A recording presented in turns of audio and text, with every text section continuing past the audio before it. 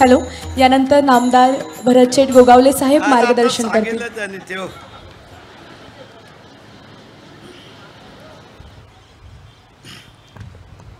पाशा पटेल भाईने तसं काही शिल्लक ठेवलेलं नाही आहे.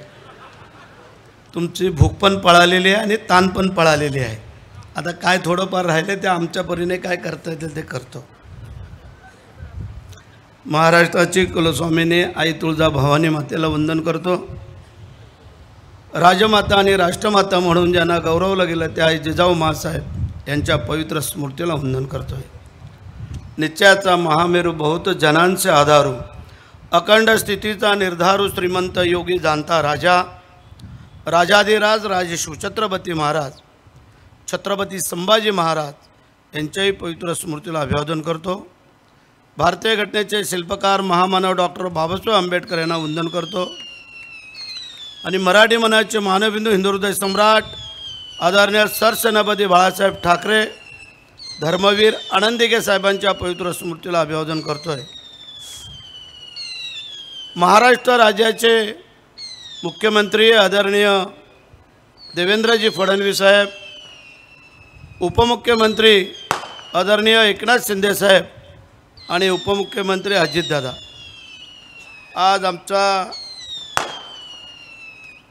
गोपीनाथजी पडळकर साहेबांनी जो हा कार्यक्रमाचं आयोजन केलेला आहे, या कार्यक्रमाला उपस्थित असलेले स्वतः आमदार गोपीचंदजी पडळकर, आमचे दुसरे सहकारी आदरणीय सदाभाऊ खोत, ज्याने आत्ता आपल्याला हसून हसून गार केलं आहे म्हणा का देणार आहे ते आता नंतर बघू, ते असणारे आपले पाशाभाई पटेल, आमचे आदरणीय तुकाराम महाराज बाबा, त्याचप्रमाणे आपले जिल्हाधिकारी सन्माननीय काकळे साहेब, त्याचप्रमाणे आमच्या अधिकारी नंदकुमार साहेब, आपले शिवसाहेब फॉरेस्ट अधिकारी, प्रांत तहसीलदार, BDO, त्याचप्रमाणे उपस्थित असलेले आमच्या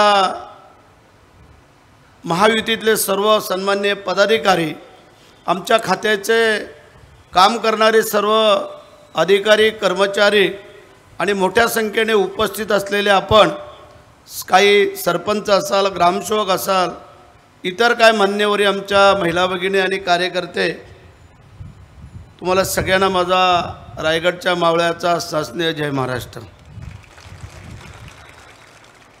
मी पहिलं धन्यवाद देतो ह्या दोन आमदारांना, गोपीचंदजी आणि सदाभाऊ, आणि मगाशी स्वतः सांगितलं ते वस्तुस्थिती आहे.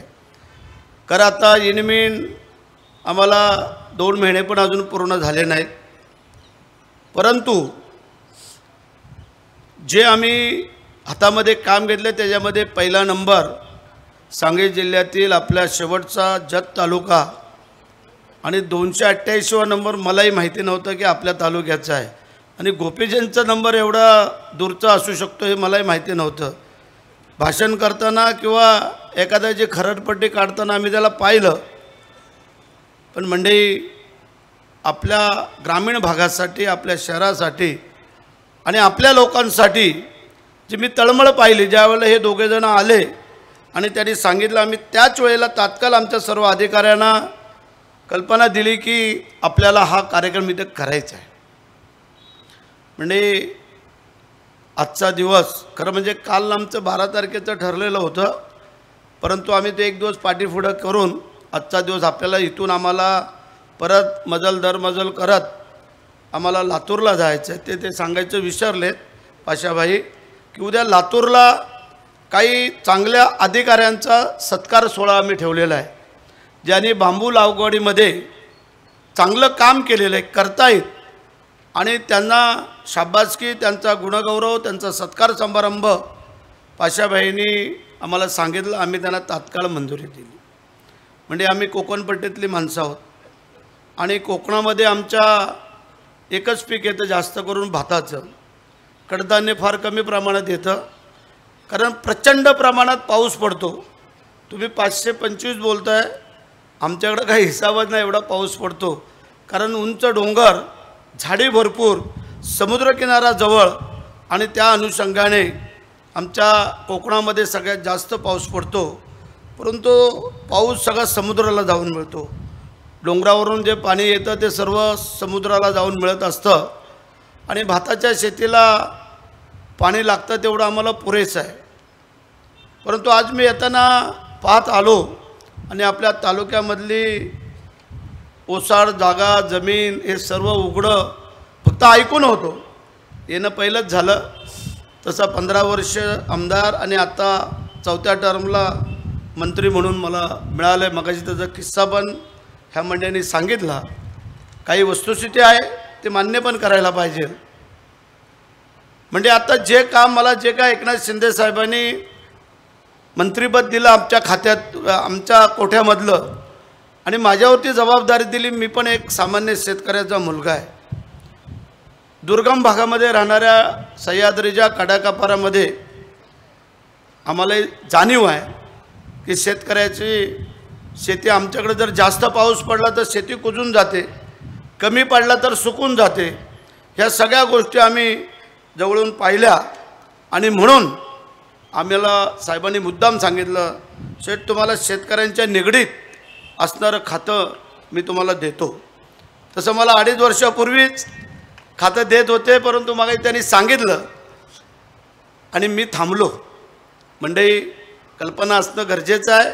हल्ली ग्रामपंचायतीचा सदस्य जर आपण पक्षामध्ये सांगितलं तुला देतो तिकीट देता येत नाही तर लगेच तो दुसऱ्या पार्टीमध्ये प्रवेश करतो. भरत शेठने इतिहास केला. मिळणारं मंत्रिपद आम्ही त्याच वेळेला सांगितलं, साहेब तुम्हाला जर अडचण वाटत असेल तर हा शिवाजी महाराजांचा मावळा मंत्रिपदासाठी थांबतोय. म्हणजे का सांगितलं त्याचं थोडक्यात सांगतो. ज्या वेळा तानाजी मालुसरे मुलाच्या लग्नाला गेले पत्रिका द्यायला निमंत्रण द्यायला शिवाजी महाराजांना, तेव्हा शिवाजी महाराज चिंताक्रांत होते, बसले होते. ते बोले चिंताक्रांत का माझा राजा?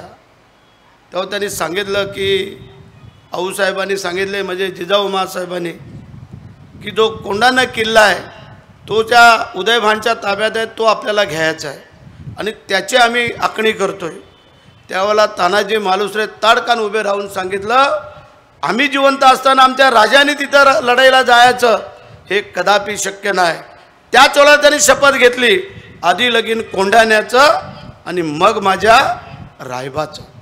आपल्या रक्ताने अमर इतिहास लिहिला गेला. मंडळी 8 दिवसावरती लग्न होतं. एखादा काय बोलला असता बाबा की आपण लग्न करू आणि मग मी लढायला जातो, पण तो इतिहास लिहिला गेला नसता.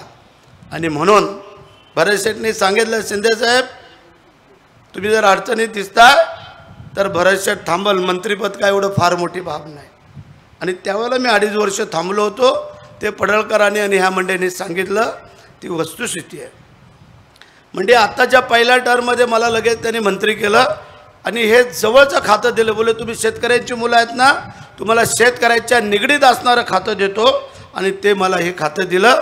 पहिलं आम्हाला थोडंसं वाटलं की थोडंसं वेगळं मिळालं असतं तर, परंतु ज्या वेळेला मी मगाही सांगितलं आमच्या विक्रमगड तालुक्याला गेलो आणि त्या गाव पाहिला आम्ही, मला समाधान वाटलं. आदिवासी लोक ज्यांच्या घरामध्ये एकाच्याही सायकल नव्हती ती आमच्या या खात्याच्या मार्फत मोटरसायकली आल्या, आता 4 व्हीलर घेत आहेत. जर मेहनत केली तर कठीण काही नाही आहे. म्हणून पाशा पटेलांनी मला सांगितलं, ते मेहनत करतायत, फिरतायत, धावतायत, पळतायत, अभ्यास करतायत, तरच त्यांना हे फळ दिलं आहे. एवढी मोठी पदं या देशाची दिलीत, त्याचं कारण ते आहे. आणि म्हणून मंडळी मला एक धन्यवाद द्यावे लागतील एकनाथ शिंदे साहेब मुख्यमंत्री असताना आणि देवाभाऊ आपले जलसंपदा मंत्री असताना, की त्यांनी जी काय हे मोठं काम केलं, 2000 कोटी रुपये आपल्या ह्या 65 गावांसाठी देऊ केलेत. काम चालू आहे. 1.5 वर्षात ना करणार आहेस? 1.5 वर्षात. त्यानंतर 200 कोटी मला वाटतं उद्योग खात्याकडनं दिले उदय सामंतने. MIDC 2000 एकरात MIDC आपल्या ह्याच्यासाठी. आणि पाण्याची योजनेत ते वेगळं आहे, ते तुम्हाला आता आमच्याकडनं काय करायचं आहे तर मला ह्यांनी शिफारस केली. पहिला कार्यक्रम करतोय महाराष्ट्रामधला मंत्रिपद झाल्यानंतर फक्त आम्ही तिथं पाहायला गेलो आणि आज तुमच्या इथं हा कार्यक्रम घेतो आहे. आपल्या या योजनेच्या माध्यमातून 288 आम्ही आमदार आहोत. त्यातला हा 288वा आमदार आमचा पडळकर विधिमंडळातील सहकारी म्हणून आम्ही काम करतो आहे. आपल्या मतदारसंघासाठी काय होय काय नको अग्रगण्य तिथे बोलणं, कार्यक्रमामध्ये भाग घेणं आणि आपल्या मतदारसंघासाठी आपण काय करू शकतो ह्याची काही झलक ते सभागृहामध्ये दाखवत असतात. आणि ज्यावेळेला आम्हाला सांगितलं आता आम्ही ह्या जत विधानसभामध्ये महाराष्ट्राचा हा पायलट प्रोजेक्ट म्हणून मी आज शासनाच्या वतीने तुम्हाला घोषित करतोय आणि आमच्या सर्व अधिकाऱ्यांना त्याची कल्पना दिलेली आहे की आपण जातोय तर काहीतरी खिशामध्ये घेऊन जायचं आहे. खाली खिशाने जायचं नसतं. कारण मंदिरात जातो तर मंदिरामध्ये आपण नमस्कार केल्याशिवाय बाहेर येऊ शकत नाही. त्या उक्तीप्रमाणे आज आपल्याला हा प्रोजेक्ट जो आपण राबवतोय त्यामध्ये ज्या काय अटी शर्ती शिथिल करता येतील त्या आम्ही आमच्या वतीने करतोय. आमच्या अधिकाऱ्यांना आता कल्पना दिलेली आहे त्याही आम्ही करून तुम्हाला जास्तीत जास्त प्रोत्साहनपर काम करायला कसं वाटेल ते आणि पाशाभाईंच्या ज्या बांबू लावकडीचा जो काय त्यांनी संकल्पना सोडलेली आहे त्याला लागणारं सर्वतोपरी सहकार्य आम्ही आमच्या खात्यातून देतो. हे बाकी अंतर्गत रस्ते असतील, पेवर ब्लॉक असतील, गोटे असतील, विहिरी असतील, कोंबडींचे शेड असतील, बकऱ्यांचे शेड असतील, फुलझाडं लावगड असेल, फळझाडं लावगड असेल, अनेक योजना आहेत. त्या योजनेच्या संबंधित जे अधिकारी आहेत आमचे त्या अधिकाऱ्यांना आम्ही विनंती वजा सूचना करू इच्छितो की ह्या मंडळींनी आपल्या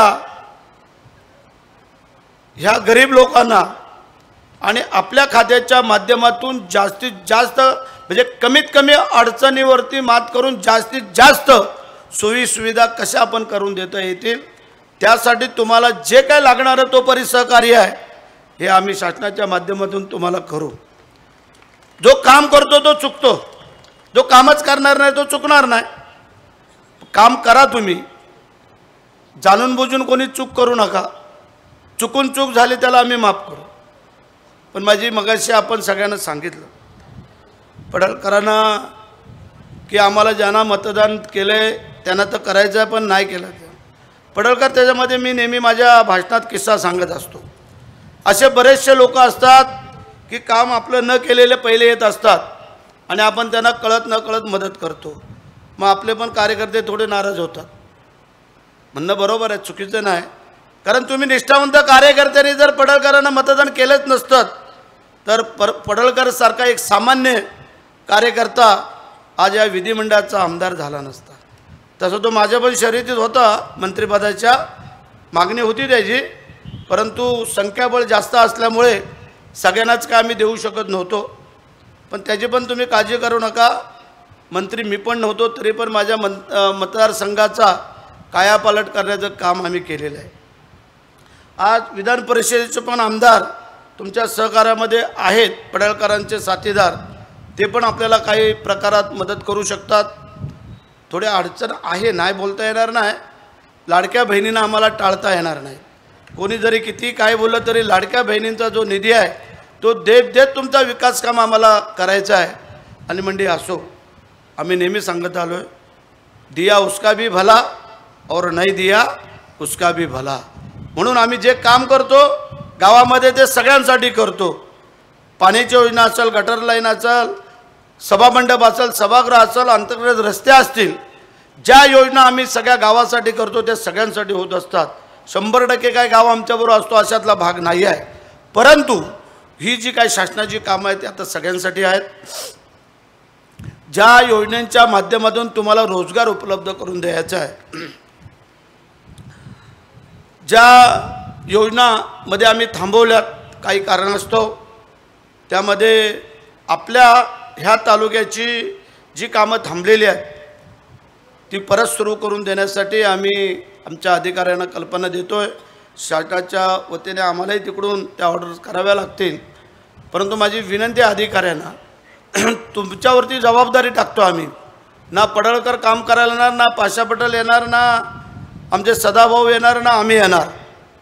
काम तुम्ही अधिकाऱ्यांनी करायचं आणि तुम्ही त्या माझ्या इथल्या आमदाराचं, माझ्या कार्यकर्त्यांचं, माझ्या पदाधिकाऱ्यांचं नाव तुम्ही उंचावायचं आहे.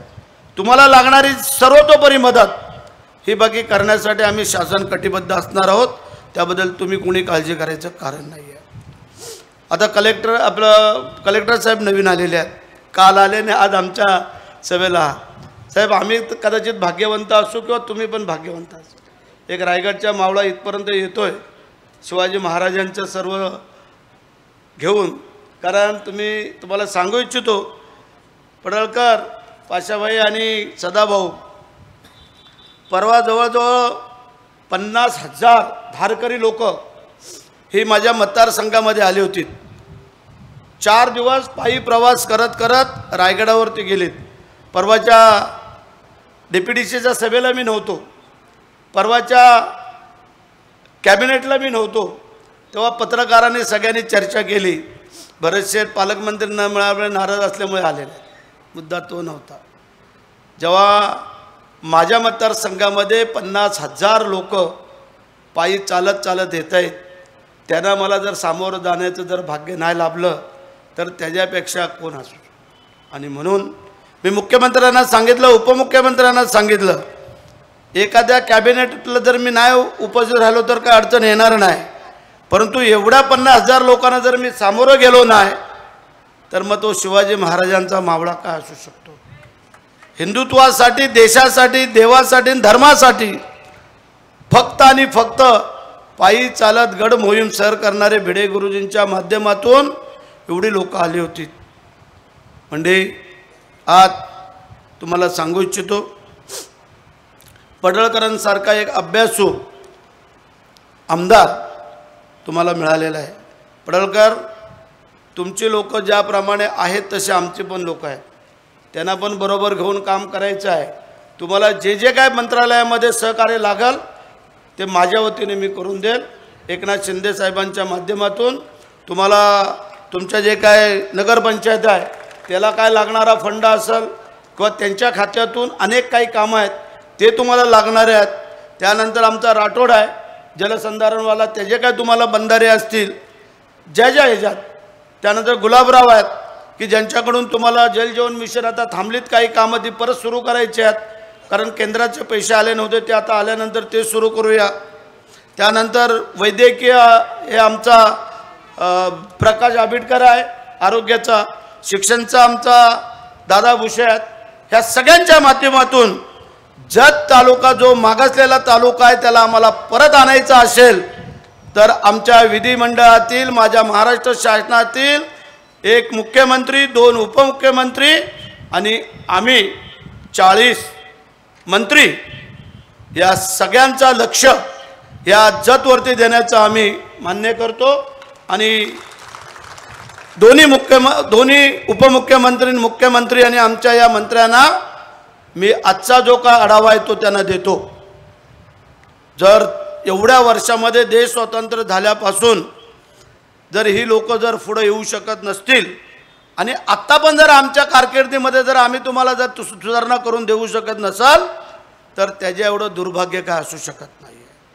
म्हणून एक वेळ आम्ही इतर मतदारसंघाचा निधी थोडा कमी केला तरी चालेल, पण ह्या तुम्हा लोकांना जरा पुढं आणण्याचं काम या सगळ्या अधिकारी आणि आमच्या सगळ्यांच्या माध्यमातून आणण्याचा आम्ही निश्चित प्रयत्न करू. फावडं तर नेहमी आपल्याकडेच माती ओढतं, ते काय दुसरीकडे सरकवत नाही आहे, तसं प्रत्येकाला वाटतं. परंतु फावडं ओढत असताना दोन्ही साईडनी जी काय थोडी थोडी माती बाजूला जाते त्याचा वापर तुमच्याकडे थोडा थोडी जरी आम्ही सगळ्यांनी केला तरी मला वाटतं पडळकर तुम्हाला पुढं जाण्याला फार वेळ लागणार नाही आहे. आणि तुझ्याच कारकिर्दीमध्ये हे संपूर्ण व्यवस्थित करून देण्याची महाराष्ट्र शासनाच्या वतीने आज आम्ही तुम्हाला शब्द देतोय. आणि माझे अधिकारी साहेब, तुमची जास्त जबाबदारी दोघांची. कलेक्टर साहेब तुम्ही शिवसाहेब कुठे आहेत? शिव नाही का? हां बरं, जे काय असाल ते तुम्ही ना आले त्यांना सांगा निरोप, पण जे तुम्ही असाल त्यांनी जास्त आता ते पाशा पटेलसारखी स्टाईल आम्हाला मारता येत नाही. आम्ही सरळ बोलणारी माणसं आहोत आणि काही गोष्टी अशा असतात की त्या सरळ बोललं का चालतं, चुकीचं बोलून चालणार नाही. ते चुकीचं नाही बोलले, पण त्यांची स्टाईल आहे लोकांना हसवण्याची, लोकांना रडवण्याची, लोकांना खुश करण्याची. कारण एक अभ्यासू व्यक्तिमत्व म्हणून ही मंडळी सगळे आहेत. जो निकष केंद्राचा 5 एकरच्या पुढे आणि जे काय तुम्ही मग सांगितलं पाशाबाई, असे काही जिल्ह्यातले तालुक्यात, गावात, वस्त्यात जमीन आहे पण उपयोग नाही. ह्यासाठी काय करता येतं आहे का? महाराष्ट्रातले आपले सगळे खासदार, आपले मंत्रिमंडळातले आपले 3 शिलेदार, मुख्यमंत्री, 2 उपमुख्यमंत्री यांच्या माध्यमातून कायदा तर आपणच करतो, आपणच बदलतो.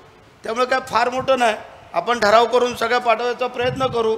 त्यातून जे काय होईल तो अशा लोकांना फायदा होईल ना. आणि त्याचा जर फायदा आत्ता झाला तरच हे सुजलाम सुफलाम होऊ शकतात. अन्यथा तुमच्या जर ह्या कायद्या कानूनच्या बाबी अडचणीत आल्यात हे कधीच पुढे जाऊ शकतो. तर 10,000 कोटी आणताय तुम्ही, तुमचं स्वागत करतो. आणि तुम्ही सांगितलं आहे जास्तीत जास्त निधी इकडे देण्याचा आपण प्रयत्न करूया.